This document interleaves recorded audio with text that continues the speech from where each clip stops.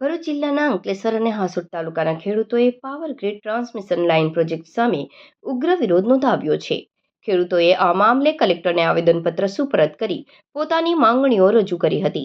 તેમણે ચેતવણી આપી છે કે જો યોગ્ય નિરાકરણ નહીં આવે તો ઉગ્ર આંદોલન કરવામાં આવશે. ખેડૂતોનો આક્ષેપ છે કે તેમની ખેતીની જમીનમાં પ્રોજેક્ટ માટે કામગીરી શરૂ કરવામાં આવી રહી છે, પરંતુ તેમને પૂરતું અને ન્યાયસંગત વળતર આપવામાં આવતું નથી. જિલ્લા પ્રશાસન આ પ્રોજેક્ટને રાષ્ટ્રીય અને જાહેર હિત માટે જરૂરી ગણાવી રહ્યું છે, ત્યારે ખેડૂતોનું કહેવું છે કે વિકાસના નામે તેમના હકોનું હનન થઈ રહ્યું છે. ખેડૂતોએ સ્પષ્ટ કર્યું છે કે તેઓ વિકાસના વિરોધી નથી, પરંતુ યોગ્ય વળતર વિના જમીન આપવા તૈયાર નથી. આવેદનપત્રમાં તેમણે કમર્શિયલ જંત્રી મુજબ સંપૂર્ણ વળતર ચૂકવવાની માંગ કરી છે. આ ઉપરાંત માર્કેટ રેટ નક્કી કરવા માટે એક સમિતિની રચના કરવામાં આવી છે અને તેમાં ખેડૂત પ્રતિનિધિઓને સામેલ કરવામાં આવે તેવી પણ માંગણી કરી છે.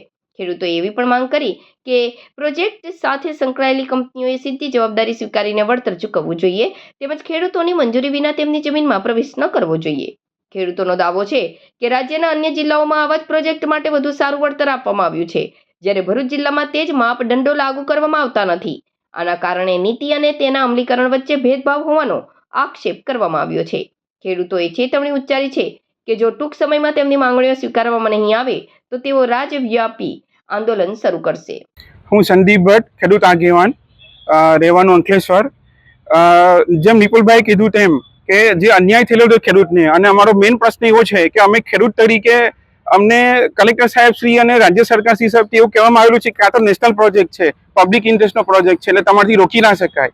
અમે વિકાસના વિરોધી નથી અને અમે રોકવા પણ નથી માંગતા, પણ અમારે પૂછવું છે તમારા માધ્યમથી કે શું આ નેશનલ પ્રોજેક્ટ ખાલી ખેડૂતને લાગુ પડે?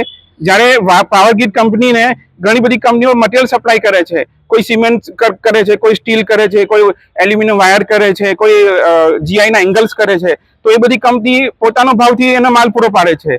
અને કલેક્ટર સાહેબ કે રાજ્ય સરકાર કે સેન્ટ્રલ ગવર્મેન્ટ કોઈ પણ કંપનીને એવું નથી બાધ્ય કરતી કે ના તમારે સસ્તા ભાવે આપવાનું. ફક્ત ને ફક્ત ખેડૂતને જેવું કહેવામાં આવે છે કે તમારે ઓછા ભાવે એટલે મામૂલી પાણીના ભાવે. આજે સુનેવની વાત કરીએ કે અમારા હાસોટ તાલુકાના સુનેવ છે, ઇલાવ છે, માંગરોળ છે, આસ્તા છે, બાલોટા છે, અણિયાદરા છે, સાહોલ છે, એ બધા ગામમાં જે અસંગતતા છે, કોઈને 200 રૂપિયા, કોઈને 400 રૂપિયા, કોઈને 1000 રૂપિયા, તો આજે 200 રૂપિયામાં એક ટી શર્ટ પણ નહીં આવી શકતી, એવામાં એ લોકોને જમીન જોઈએ છે.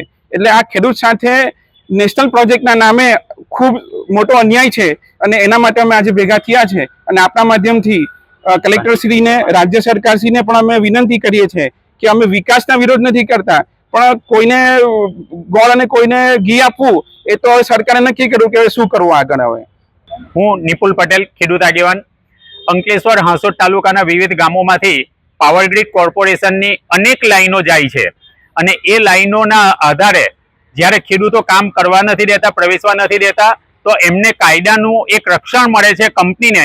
એટલે કલેક્ટર સાહેબની કોર્ટમાં એ લોકો અરજી કરે છે, અને અરજીના આધારે કલેક્ટર સાહેબ અમારા મુદ્દાઓ છે માત્ર વળતરના રોકવા માટેના કોઈ પણ પ્રકારની સંવિધાનમાં જોગવાઈ નથી કે ખેડૂતને સાંભળવા જોઈએ, નહીં સાંભળવા જોઈએ. આ બધી બાબતોને ધ્યાનમાં લીધા વગર અમે જ્યારે મુદ્દા રજૂ કરીએ છીએ તો મુખ્ય મુદ્દા 1885 ટેલિગ્રાફ એક્ટ, ત્યાર પછી એમાં અનેક એમેન્ડમેન્ટ થયા છે. એમાં 10(1) ની પ્રક્રિયા મુજબ બજાર કિંમત પ્રમાણે વળતર ચૂકવવાની જોગવાઈ છે, અને એ લોકો વન ટાઈમ પેમેન્ટની જોગવાઈના આધારે ખેડૂતોને વળતર ચૂકવે છે. જ્યારે સંવિધાનની અંદર બીજી એક જોગવાઈ છે 62(e) મુજબ ખેડૂતોને ભાડું આપવાની જોગવાઈ પણ છે, જેનો આજ દિન સુધી કોઈએ ધ્યાન પર લીધું નથી, અને એનો સરેઆમ ઉલ્લંઘન કરે છે.